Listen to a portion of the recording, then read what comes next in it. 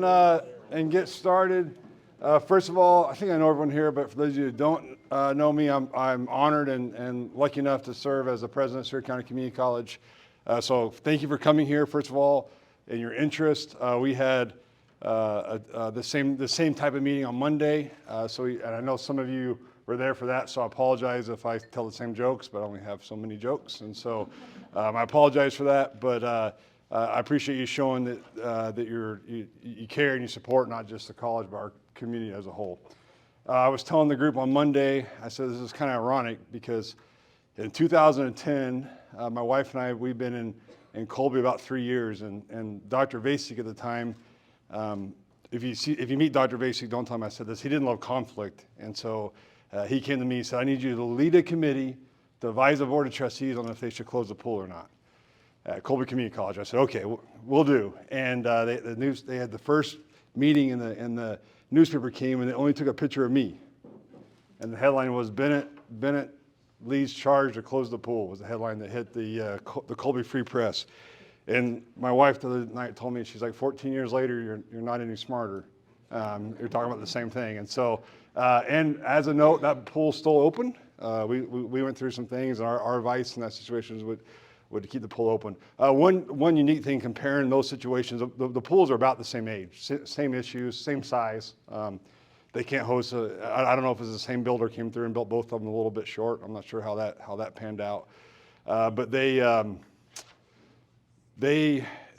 one distinct differences when we look at, always compare, and I benchmark us with all institutions. It doesn't matter if it's athletics, if it's HR department, if it's our food dining service, it doesn't matter. And so one distinct difference between our communities is they do not have a high school swim team.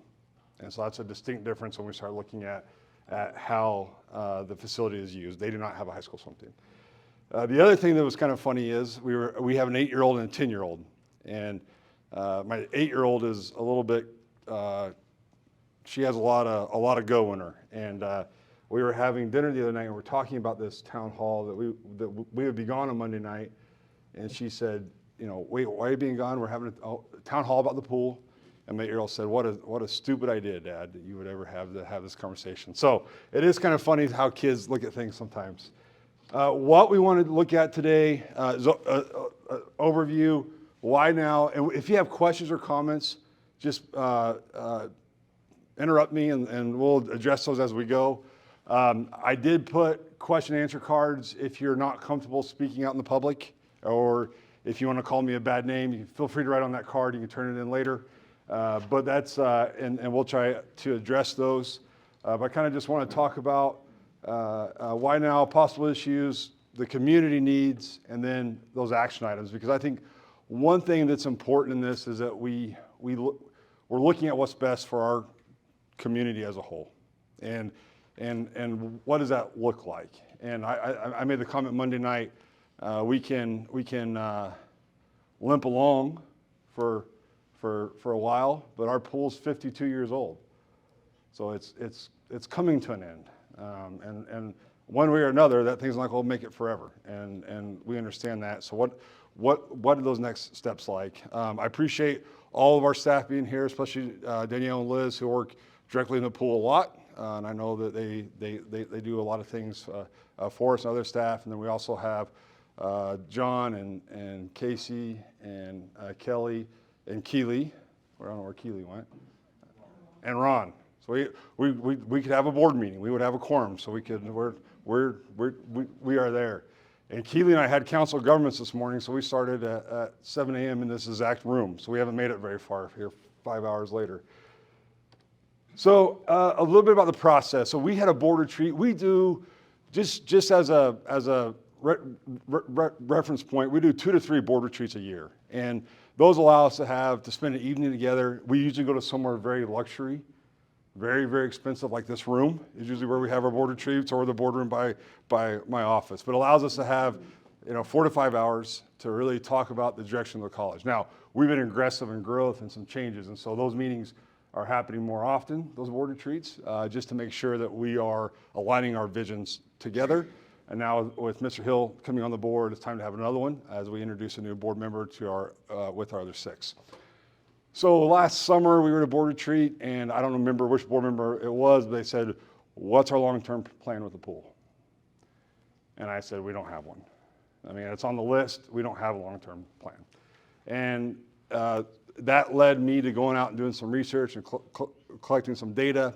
I then brought back some of that data in December to the Board of Trustees meeting. I said, okay, this is the data, this is what I'm finding. This is some of the issues with the pool from a maintenance, upkeep standpoint. This is who we think's using the pool.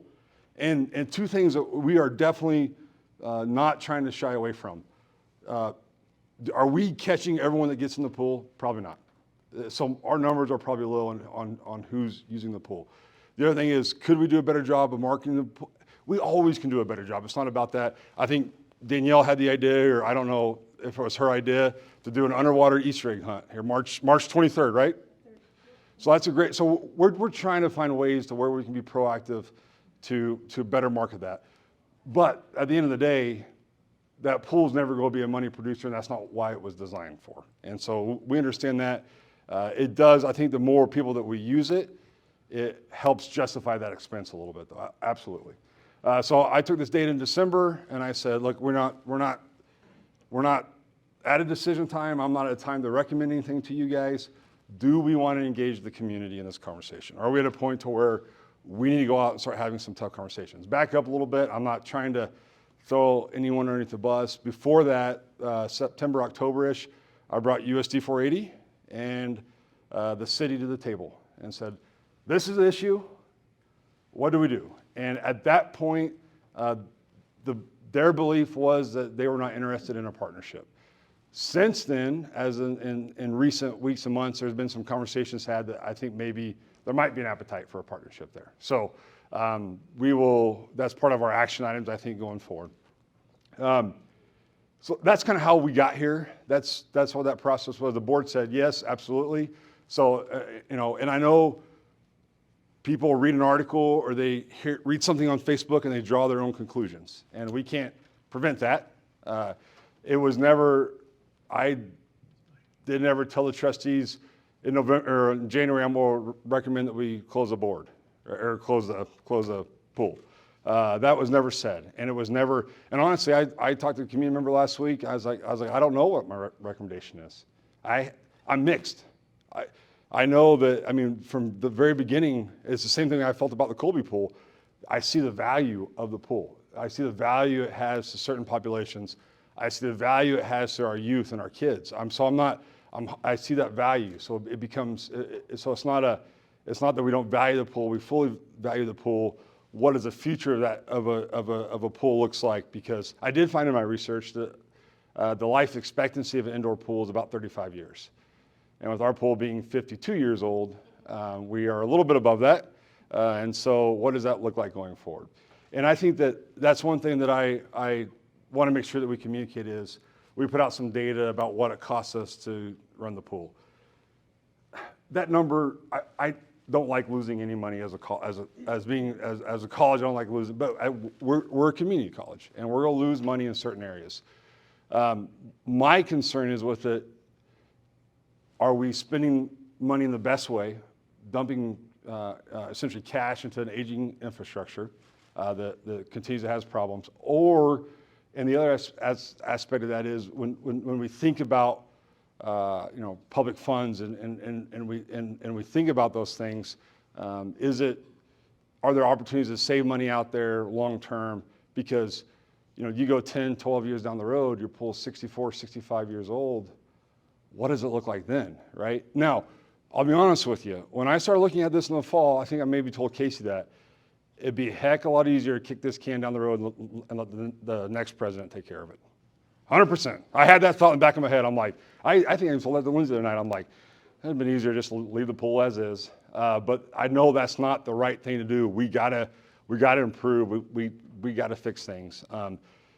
The college, talking to Ron and looking at some long-term planning, the college had for a number of years planned on phasing this pool out, because of the issues with it. And so it wasn't like this was a brand new board topic. Ron said when he got on the board 32 years ago, it was a topic then. So it's been a topic for a very long time. So our goals tonight, I just want to have this afternoon, I just want to have a conversation. I know some of you have not worked with me one-on-one or on an issue. I'm transparent to a fault when it comes to things. And so I think some of my staff would tell you sometimes I just, I'm so transparent about our issues that it's not always a great thing, but that's how I operate, that's how I believe. So we're not, I think at first a few community members thought we were just going to close the pool real quick and that we weren't trying to fix the issue. And that's not the case. I think the board's committed to fixing it, to figuring out a long-term solution. And we're here and we have to go, we have a lot of steps to go before we can do anything. And so we're still collecting data and research and still doing those types of things. Questions so far?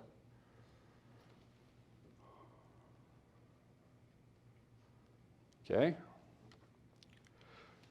So I did have this question asked, why now?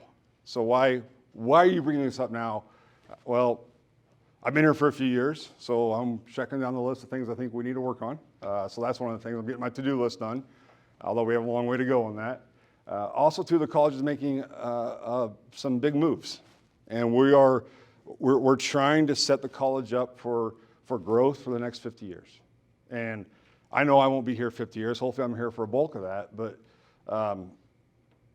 when I think about that, though, all of our spaces are important, right? And so as we look at whether that we have this pool or if there's a different pool in town or whatever the case might be, that value where the pool at is an important piece of our college. It's right in the center of our college. And so we got to know what our direction is.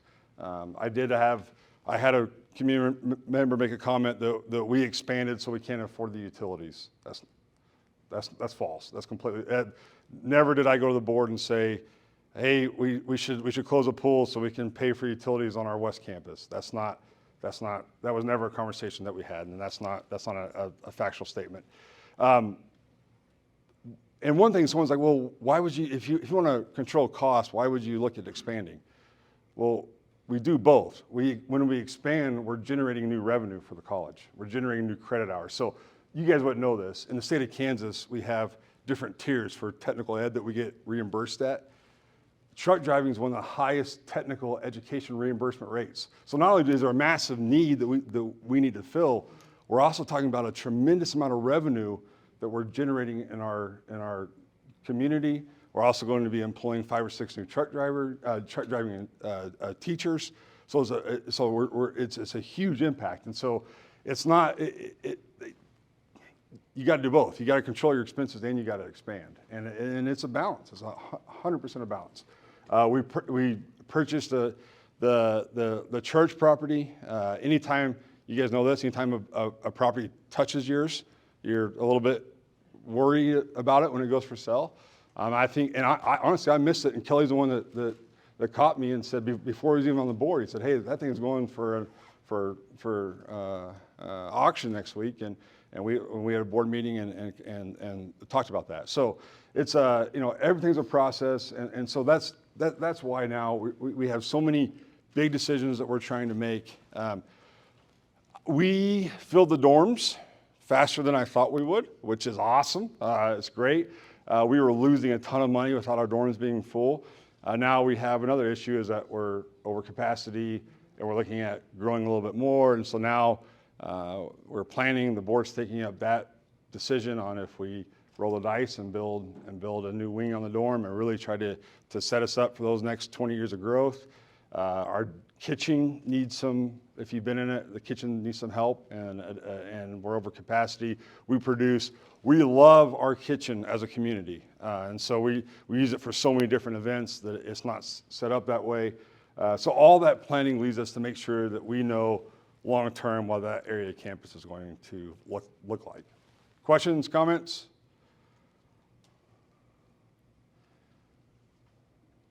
So on Monday night, there were tons of questions already, and tonight I will have in the future, but okay. I'm really ready for it. Go ahead. Now's as good time as any. Well, what I was going to mention, I'm Mike Hale. I own Scuba Ventures here, and don't think of it as I'm trying to protect having a pool to teach in, because it's not that big of part of my business anymore. But I also have been involved with this pool for many, many years. And there's a couple concerns I've had. I can show you where the pool was supposed to be in the high school when they built it, and the city all of a sudden, took that out of the budget. I was managing the Liberal City pool when they decided to build the water park, and saw the original plans where it included a 15-foot diving well, a swim area, an indoor therapy pool, and a lazy river, and all we ended up with was a kiddie pool as a deal, because they kept cutting back trying to save money. So it always makes me a little nervous when they say, well, we're gonna do this, and then, oh, it's gonna cost a lot, and it backs out. That's one of my concerns with that, and I'd rather make sure we're getting a replacement before the pool's closed down. And, that is a real issue, not for me and my business, but for so many people. I used to teach aqua aerobics here and lifeguard here, and I saw so many people, this is the only kind of exercise they can get. It probably gave my mom 10 years of life she wouldn't have had if it wouldn't have been for this pool. And there's a lot of people, even last year I had both my knees replaced, and the only physical therapy I could make my knees or my legs get stronger after that was in the pool. So there's a real need for therapy and stuff like that. And the other thing I was going to mention on the cost, there is some ideas I have to lower the cost. They have a timer on the fan in there, and instead of a humidistat like there used to be, and it just, you look up there and the lifeguards got their hoodies on or are cold on the deck, and that's costing a lot of energy there. So, okay, you're looking at your watch. No, I'm sorry. We have an instructor that is having an issue, so that's why I was checking on my instructor. I wasn't cutting you off. Go ahead. But there's some ideas. Also, the idea of changing it into a saltwater pool. By the way, the reason it's the size it is because back then we were American, not metric, and there's a lot of pools. The city pool was the same way. It was not the right length because it was in yards instead of meters. But that is an issue with all the older pools out there. But I will tell you, since I've been involved with, all these years, the pool physically on the outside looks better than it ever has. There's some stuff I volunteered the other day when we had our meeting, that there's some cleaning and caulking that needs to go on that we can do underwater with scuba to do repairs there. I know there was a pump leak installed a while back, but my concern is that the pool gets shut down and without a replacement, not for me, but for the bigger community. Thank you for those comments. And Rusty walked in late as usual. I'm just teasing. But we were, when we talked last fall, I'm speaking for the board, which I'm not speaking for them in an official capacity. I'm talking about one-on-one conversations I've had. If the community decided we wanted a new indoor pool, and that's what we felt was a big community need, and we wanted to go down that road. I think from the college's standpoint, if that was a 5 to 7 year goal that we were going to do that, I think the college has the appetite, the board has the appetite to continue down what we're currently doing. It's that the trajectory that we are on is not sustainable with that facility, and that's the truth of it. And so we got to be thinking about what that looks like. And like I said, we can continue to limp along for a while, but we just have to have I think a better plan for our future for our community, because like I said, we get north of 60 years of age, you're going to have a lot of other issues that are going to continue. And so that's a key piece of it. I know that's a conversation I had with several of our Board of Trustee members on, is that if we had a plan, we're here now, we're getting from point A to point B, it would at least allow the college to do some planning and figure out some of those things that we need to figure out for the future. So, but I fully agree, the value of the pool and what it provides the community, I don't think is debatable. That's not the thing that we have. I do know, looking at some numbers, though, we have dropped in usage over the years, and I don't know. I've seen national data. I know that college-age students aren't swimming in an enclosed environment at the rate they used to be, and I know that our older population has changed a little bit, and so I don't know. And part of that might be our facility. If our locker rooms are nicer, maybe more people swim. I don't know. And I know I was joking around with the group the other night is when I presented to the board of trustees at Colby, I presented the plan to keep the pool, right, and that was a gas or a heat reduction plan, which they then asked me what that was, and my plan was to turn the temperature down 1 degree a week. To get it to a point to where we were saving money without anyone noticing it. Because after that point in time, Lindsay can attest to this, every time the pool was cold or it wasn't functioning properly, because I had worked with that group, they would call me and let me know about it. So, but this is why now. Other comments off what Mike said? Yes, I just was curious. You said that originally when you talked to the city and the schools, there was not really a lot of interest in a partnership, but more recently there's been more interest. I don't know much about it, but I know there's community facility grants that can also be looked into as well, and I feel like this is kind of a prime example, because playing off what Mike said, I actually guarded here at the pool years ago, and I guarded your mom in the aerobics class, and I will tell you, I remember having many conversations with her, how being able to swim changed your life. Sure. And so obviously we do know the community impact, especially with the aging community, but I'm just curious what the new interest has maybe been. Well, and I can only talk about some of our informal conversations that we've had. I know, so a few things on that, because I've had some conversation about grants, and Charity, our grant writers, happens to be right here, so she can help me with this. And Charity, if I misspeak, please let me know. But in the world of grants, it's much easier to get a grant for a new facility than it is to maintain an old facility. And so I think that if that was the route the community went, I think there are some grants that we could go after, and the college would be ecstatic to use Charity's resources to go after those grants. And for those who don't know, Charity is one of the better grant writers, not only in the state, but in the entire country. She serves on a committee of grant writers in DC. She represents us all over the place. We're very lucky to have her in this role. And I hate saying, oh, this is what I did at Colby, but there are some parallels. Mm-hmm. And so I have to draw on that experience, so I apologize. But different projects, obviously, but similar. So we had a committee together, 2015, 16 maybe, and if you've been to a basketball game at Colby, they played at the community building, which was downtown, and it was aging infrastructure, and it kept on getting cash dumped into it. And so a committee came together, and it involved the city, the USD, of course the college, different leaders, and we went through and said, okay, what should we do here? And I can't remember what the price tag was. It needed $6 million worth of repairs or something like that. So we started looking at our options, and we ended up with a partnership to where the city, or the Colby Community College, sold the city the acreage for $1, and through the community assessment and community needs, it was determined that they wanted the community building. Riley, you were there last night. It's a nice facility. They wanted this building to be on the campus of the college. So they sold the land to the city. There was a sales tax that was sunsetting that was able to roll over to help with this. Ended up being a very expensive, nice facility. There's an MOU between the city and the college.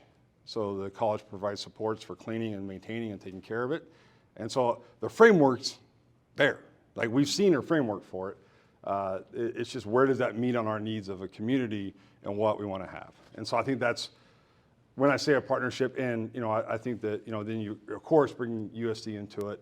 I think that if I went to Rusty and said, hey, do you want to maintain and staff indoor pool, he'd probably start laughing at me right now. But if we had a way to combine our resources, and then of course, one of my big things, and this is not I know the pool is important to everyone. And so I'm not trying to say it's not important to other people, but one of the hard things for me, I think I told Kelly this early on, was it's hard to cut an activity out for the kids.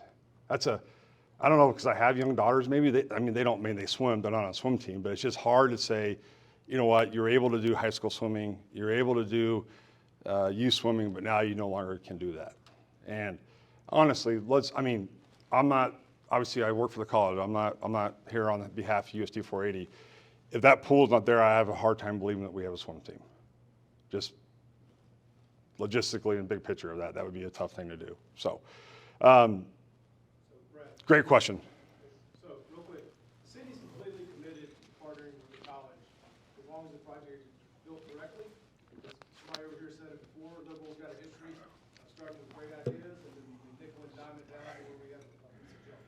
So, we don't want that. And believe me, there's nothing city managers hate more than swimming pools and cemeteries, because there's nothing, there's absolutely no return on the investment. But I think that in the conversations that Brad and I have had, and when we get the new superintendent, that we'll bring him in as well, that we can come to some kind of agreement, a mutual funding strategy that gives the citizens of Liberal on this campus a first-class facility where it has minimal impact on the taxpayers. So I can tell you that my commission is very much on board with this partnership, as long as it's done correctly. We're not going to get in here and start having our boards and folks start arguing, and I want a 2-meter board and I want a 6-meter board, and everybody gets mad and storms out.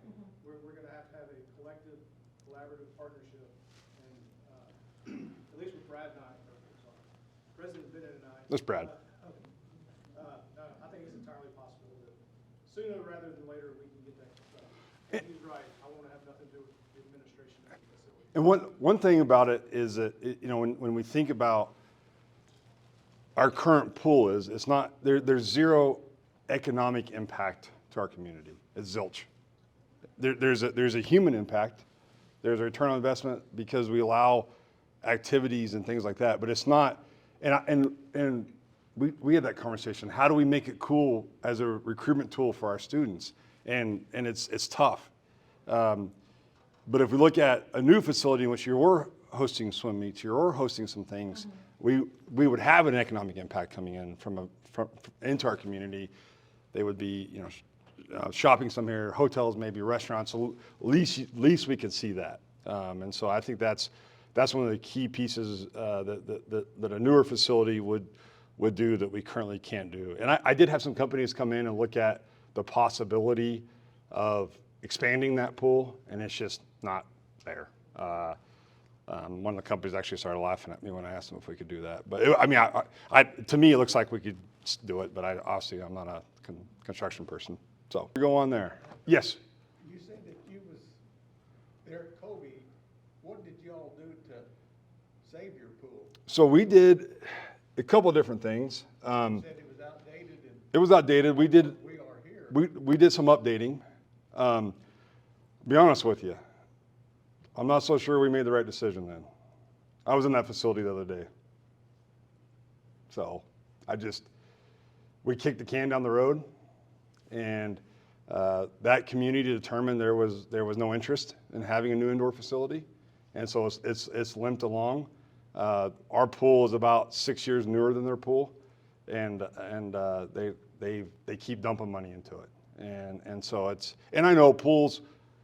Those of you who have pools, you're always going to dump monies into them. I get that, but I think if we felt, I think as a community, if we said, okay, look, we're spending this, but look what we're generating. Look what, we have this many people coming to town. And the other thing is too, this is going to be, as Rusty and I and the new superintendent, as we start down this path, because it's going to, the question is going to come up is what do we want it to be, right? Because as a community, we have the opportunity, and if we go this route, to build something that will last the next 35, 40, 50 years and make it something special. But like Rusty said, we start nickel and diming it, and then we build something, and then in 3 years ago, oh gosh, that didn't meet our needs. It's not doing A, B, and C. it didn't really move the needle much. I think that those next steps as we engage with the community, we figure out what to do, how that looks is important. I do think there's economies of scale. Someone brought up that on Monday night, if you do that, you might as well add, an indoor pickleball court or something on this. I mean, because there is an economy of scale once you start construction that you can look at it. So those are great questions that we'll have to tackle as a group. I have one more question. Yes. Years ago, I was getting, and of course I teach, school ball now here, but, or offer it, we were getting a catalog in the mail. How is the college advertising their classes? We advertise. I have not received anything. We advertise everything through online social media and our website. I mean, we can go back to that. We just found that, but again, I mean, probably through BNI. Because I'm instructor. Yeah. But, I mean, does the general public know about a lot of these classes? If they don't go to the website, what other methods are being used? I understand why you're not sending out mailers Yeah. anymore, because of the incredible cost of that, but, Luke, is there anything else we're doing? I don't. No, social media and that, but you're right. what social media you're putting out? Facebook, Twitter. Instagram. the main two. Phil? Radio ads. Radio ads. Local media. I got both PR people in here. There you go. But could we do a better job? We could do a better job marketing every aspect of the college. So I fully agree with that. Other questions or comments? Yes. Okay, who do you all use to maintain all the maintenance of the pool? The people on staff, or do you have a regular person that takes care of that? Liz and Danielle do a lot of it. Liz, you want to comment on that? So Danielle and I do the majority of the regular routine pool chemical maintenance. When it comes down to something is beyond our knowledge, then we involve our maintenance staff. We also have an individual, Dennis Gerber, who's out of Wichita, I believe, that comes and looks at the pool annually and kind of does a small inspection, make sure that, our computer's running correctly, different features are running correctly, but that's who maintains the pool. We cut wheat for a gentleman, lived down in Baker, Oklahoma, and that's his business, is taking care of pools and hot tubs. That's the reason why I was wondering. And he does a lot of residential stuff. I don't know if he would know Sure. enough to do on a bigger project like this one. Sure.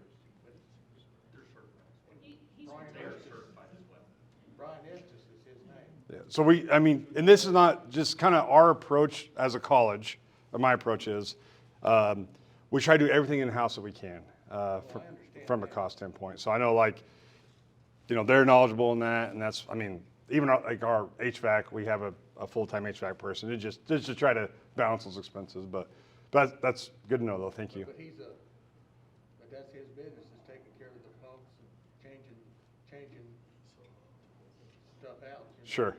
And he would know, Okay, but Brian Estes, perfect, thank you. And just so you get, Carla, she's taking notes for us. So I don't want you to think I'm listening. I'm not going to remember. I won't remember exactly what you said, but Carla will compile those minutes and send them to me. So she's getting all this information for us. Other comments before we go on, or questions? Yes. I'm listening and everything, and that's all good, but what are the major problems that you're seeing with this that brought it ahead? So one of the biggest things is we're losing about $125,000 a year, depending on what maintenance costs we have. So obviously, anytime you're losing, you see that in the red. We look at all of our red and we go, and I always joke around, we're not for profit, but we're also not for loss. Those are two, we can be both. And so that's a piece of it. I've had multiple community members in the last, Liz, I don't know, what do you think? Maybe 30 community people in the last 3 or 4 months call and complaining about the pool being down for repairs, which is factual. It breaks. It's an older. So I've had people call and complain about our facility, that they don't like being in there. They don't like the way that it looks. They don't like it makes them feel. And so those are kind of those issues that we're seeing is that kind of brought this up. You know, and I think that there's a lot of us in the same boat. We had a company on campus last fall looking at some visionary things from an athletic standpoint, and it was interesting talking to him because he's like, "Do you guys still have a pool?" We do, and they had filled in and closed 32 pools for community colleges in the last 3 to 4 years, and they're all built about the same time frame. And so we're all trying to make that decision on what does that look like for the future of that pool. So that's kind of why. Liz, is there anything else on issues or Danielle that I missed? Okay. So, and you know, chemical prices have seen, and that's why you brought up the saltwater, and we've seen an increase in inflation across multiple areas, and so that's a big piece of it. If it's transferable, you know, there may be pumps and stuff that won't take the salt, but I would bet that changing over to salt water would pay for itself in less than a year. That's how, because you're not buying chemicals anymore. It's amazing, and it feels so much better to the skin for the swimmers. And, you know, I've teaching a number of pools that are saltwater, and it really is easier to maintain for the maintenance. Sure. Okay. But it is corrosive, so if we don't have the right piping Yeah. or boiler, there could be an issue there. Yeah. So, but I would recommend whoever comes in once a year, you know, or somebody, find out what it would cost. It Sure. might save you a lot of money, because Okay. chemical prices have gone way, way, way up. Yeah, they have. Brad, if we get rid of the pool completely, if we move the pool, whatever, what are we gonna do with that space? We've started some conversations there. One of our, and I know, you know, part of it, Amy, to that point is what do we see the campus being down the road, and how do we envision that? Because it's interesting. You start looking at like you would think scheduling rooms at a college campus is not a big deal. Oh my goodness. You know this, Amy. We have so many community events on our campus. It's just like bam, bam, bam, bam. And so it's great to have. One of our downfalls, and this is a different conversation, and that's not what I envision that space to be, but one of our downfalls with this building is all of our meeting rooms are upstairs. It's kind of an odd design when you start thinking about it. We have 0 lower level meeting rooms in what is the center of our campus. One of the most, I think, logical things that people would look at is another gym. So having a single gym is really hard on our class schedule. So in the fall, our volleyball team practices from 11 to 1, just so they can try it. And then we have women's basketball and then men's basketball are all trying to fit in one gym. So it's a huge deal with the class schedule. It limits us. Not saying that we're going to do this, but if some schools, some colleges, their employees work 5 days a week, but some colleges have gone to a 4-day class week for their colleges. And you know, being in one of those schools that did that, we did see enrollment go up. What we found out is a lot of our students are working, and that gave them that day to work. And then our employees liked it because they gave them that day to have meetings. And then, you know, but someone asked me, Luke asked me, Brad, what do you think about a 4-day? Luke, it's not possible. In our current structure, it's not even, we can't even entertain that idea because we're so limited on that class schedule. And so that's, I think that would be in the conversation. I think there might be a wellness center remodel you could do, move things around. There's some things that you could do. I mean, that's a big space. It's a prime location for a lot of different things. So. What would it cost be to fill that pool in? So I did get that number. So now not to, I paint everything, just so you know. So not painting, not just to fill it in and put cement over it. Our quote was right at $200,000 to come in and just do that. That's not building a court. That's not doing anything. It's just It looks like that would be an awfully expensive, yeah. I mean, till you get the equipment to do it, I mean, Yeah. the way the campus is Yeah. set. Yeah. I mean, Yeah. golly, I don't see how, I've been an equipment operator myself. Yeah. I don't know how in the world you Yeah. get Yeah. the trucks and I thought. the campus is set. I mean, I told John and Kate I thought it'd be a lot more than that. And I was surprised at that number when it came in. That's the way it looked to me like. It So. would take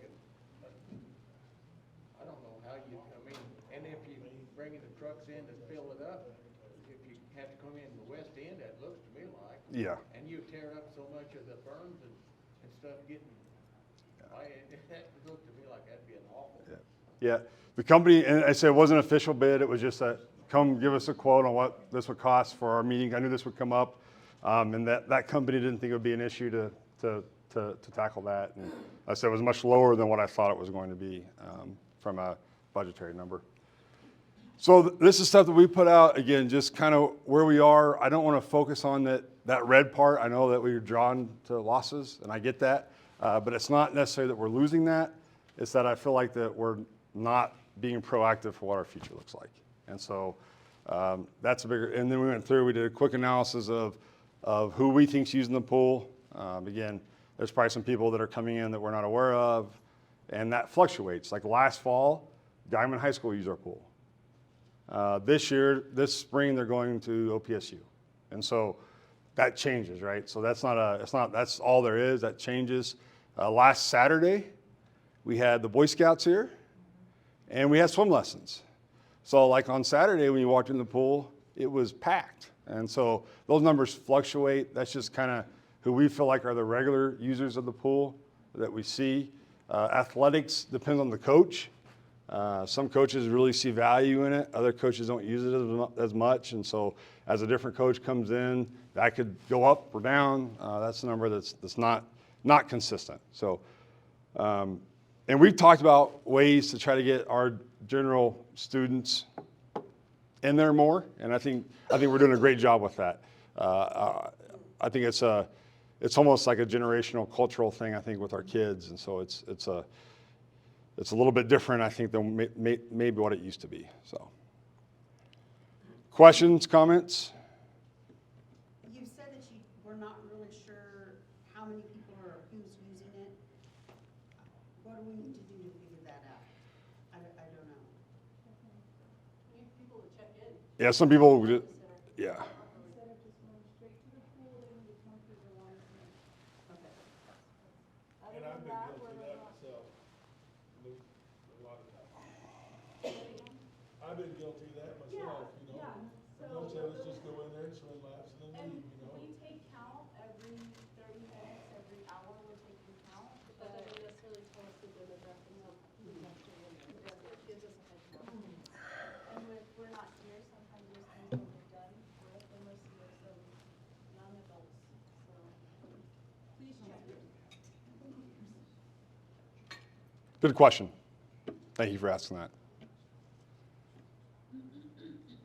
Other questions or comments? I'm curious what type of networking, you were talking about, which was interesting, how many pools had closed in just the junior college sector.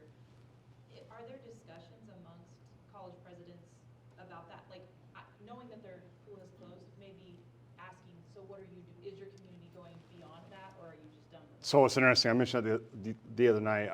I need to go do a deep dive into some of those communities that have decided for the community college to close the pool. What has that community decided? Because I think it'd be interesting, I think, as we research this more to see what that looks like. And I also need to look at, it'd be interesting to see, not that we're going to do exactly what others have done, but it'd be interesting to see out of our 18, there's 19 community colleges in the state of Kansas, 26 two-year colleges total.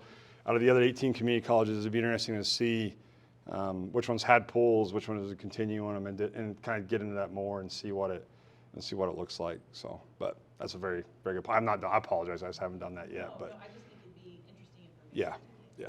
Especially as, I think there's some, anytime you look at constructing something new, it's always nice to go look and see at what people have done and pros and cons, mistakes they made and things like that.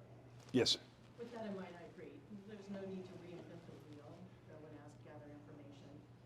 Is there certain members on the board that have been earmarked then to maybe kind of lead this and be responsible for gathering information, or within the administration here? Not yet. So kind of how I envision this, and Rusty, I don't mean to speak on both of our parts, but I'm going to, so I just apologize. I'm going to do it just so you know.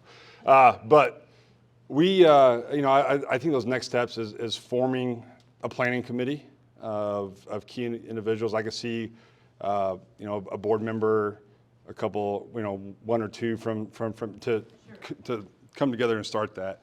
That's what I think was lost a little bit in this, and I apologize because that was not my intention. I think it came across was, well, they're going to try to close a pool at the March board meeting, which was never.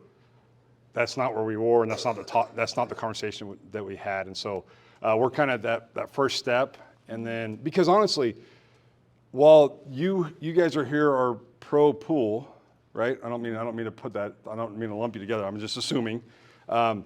I've had about 60 to 70 community members contact me that said it should have been closed 10 years ago.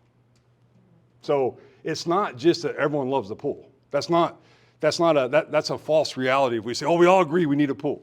What we have to do as community leaders is judge that need. Because there's some of those people that are saying that we don't need this pool. It's that we don't need this particular pool. They're tired of seeing this pool, and if we had something better, newer, that they would be more excited about. So there's a lot of data that has to be gathered and a lot of needs assessments, community involvement, so we can come back to our boards, because I have to be able to tell my board, hey, this is what I think we need to do. And we're not there yet. So that's why I wanted to start this conversation here. So great question though. Yes, go ahead. If you go in with the city and the school to build it and leaving the building part out of it, because I know that's going to be expensive, but will it change so it's not losing $125,000 a year? Or will the pool, can it ever break even? Or? No. But I do think there's a way to. So hypothetically, if we built this and we had the same issue and the college was losing $125,000 to try to keep this operational, I think if I went to the board and told them that, but there's this beautiful facility, we have 600 people in here using a year, we have swim meets going, I think our board could say, yeah, that's a community benefit. We're okay with that. It's just we're not seeing that side of it now with that loss. I think you could chip into that, obviously, on the yearly operational. I think you're going to be more efficient. You're going to do some things that, with some new technology that you weren't doing before. So I definitely think we could chip into that. So, yes. Our family all was trained for scuba diving at this pool, and they carry that on, and our kids scuba dive around the world. And we've been fortunate to, but it all comes back to basic things that we got here. And I hate to see I'm not seeing the scuba diving class in any of this deal, and maybe there's a. Yeah, I don't. Maybe rather play video games or something, I guess. But When's the last time we had a class here? Did we? It's been a year and a half. They haven't been here recently. That's why I was asking. Yeah, that. sure. I will mention something. I managed the city pool for 3 years when I went back to college. And even that outdoor pool, it was not heated. And we had a lot of people showing up. I did the numbers, and there's no way we were going to break even on that pool. And pools are expensive, but the uses that people could get out of, like I say, you're not doing anything with the pool for my business. I teach as many classes, or I teach a lot more classes out of town than I do here. Lately, I've been teaching fire departments, public safety type courses. But the big issue to me is the therapy for the aged, because I is one now. We're getting there. But that is the huge needs. There's no other place around close where these people can go for the aqua aerobics, or just like my mom took the aqua aerobics class, but she just went and laps the whole time. Sure. But to get in the water and with arthritis, there is just no therapy that can beat that or replace it. Other questions? Yes. Maybe the hospital would tie into it, or, Yeah, possible. I would like something to help. I mean, where I lived before, I broke my leg, and one of the first things they did is they sent me to the indoor pool across the river, and that's where I had to start therapy because of the break. should be doing too, I'm gonna try. You're right, when I had my knees replaced, I did physical therapy for 2 months at college, but still couldn't hardly walk upstairs, and I finally put on a set of fins and just swam laps. And they can attest to it, you know, for an hour a day, for, 3 days a week, and got my strength back in my legs where I could live again. Other comments, questions? Go ahead. Well, I worked at Seward County for 30 years. And I was original graduate, 71. We're the last community college in case you didn't know that. So if you get tested on the community college, Graduated from Seward County Community College.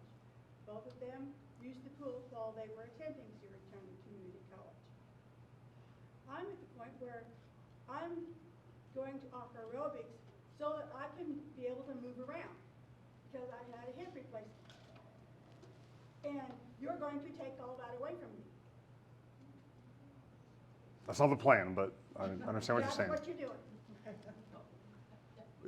But please understand, we're not there yet. These are conversations. And Ron, I don't know what it's been like in the past, if we've had these conversations in public forums or not. So these are not new conversations. I'm a very transparent person. I'm gonna invite you guys to the table to help solve an issue, and that's just how I function. And we don't want to take that away. That's not what our goal is. I just know what we have is not going to last forever.